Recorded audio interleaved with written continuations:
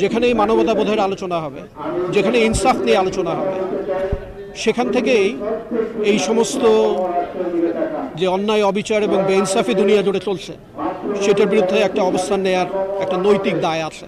আমরা সেই নৈতিক দায়ের জায়গা থেকেই আজকে এখানে দাঁড়িয়েছি। আমরা মনে করি যে 21 শতকের জঘন্যতম গণহত্যা এই মুহূর্তে গাজাতে চলছে এবং পৃথিবীর কোনো প্রান্তের কোথাও কোনো বিবেকবান মানুষ এটা মেনে নিতে পারে না।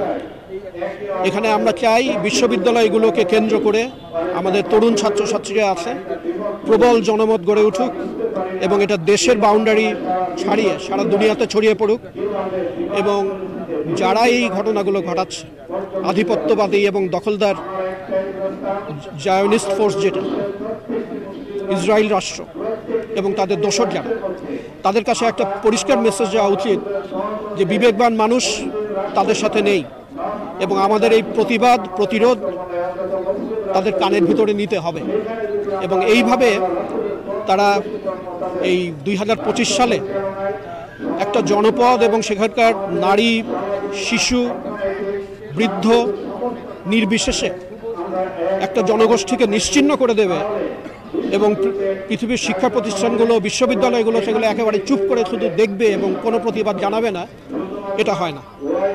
তো এই জিনিসগুলোকে সামনে রেখে এবং স্বাধীন প্যালেস্টাইনের জন্য আমাদের যে ফিলিস্তিন রাষ্ট্রের জন্য আমাদের যে ভাই বোনদের যে দীর্ঘমেয়াদী সংগ্রাম, ন্যায়সঙ্গত সংগ্রাম, সেই সংগ্রামের সাথে আমরা একাত্মতা ঘোষণা করার জন্য আজকে এখানে দাঁড়িয়ে আছি।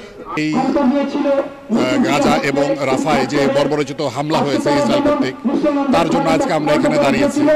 আসলে আজকে বিশ্ব মানবতা ভূলণ্ঠিত, কারণ যেভাবে মানুষের উপরে নৃশংস হামলা হয়েছে এইভাবে কোনো পশুর উপরেও হামলা হয় না, কিন্তু তারাই নিজেদের মানবতার ধ্বজাধারী বলে নিজেদের দাবি করে। আমি নিজে আমাদের এই বিশ্ববিদ্যালয়ের পরিবারের পক্ষ থেকে আমরা এই মানবতা বিরোধী এই যে নির্যাতনের তীব্র প্রতিবাদ জানাচ্ছি, ক্ষোভ জানাচ্ছি এবং সেই সাথে এই প্রত্যাশাও সবসময় রাখি যে আমরা মুসলমান ভাইদের পাশে সর্বপ্রথম আমরাই এগিয়ে যাব। কিন্তু অত্যন্ত দুঃখের বিষয় হলেও যেটা আমাদেরকে সবসময় পীড়া দেয় যে প্যালেস্টাইনের চারিপাশে যে মুসলিম দেশগুলো আছে তাদের বিবেক কিন্তু এখনো সাড়া দেয় নাই। তারা কিন্তু এই অন্যায় অত্যাচারে তারা চুপচাপ করে আছে, তারা কিন্তু এখনো সেই আমেরিকা বা ইহুদিবাদের দাসত্বে নিমজ্জিত। কিন্তু তারা যদি নিজেরা একটু সোচ্চার হতো তাহলে কিন্তু আজকে এই নিরীহ প্যালেস্টাইনের উপরে এইরকম হামলা হতো বলে আমরা মনে করি না। বিবেকের তাড়নায় আমরা একসাথে হয়েছি। আমরা শুধু এটাই বলতে চাই যে we are there with them in spirit. ইনশাআল্লাহ a free Palestine is our future.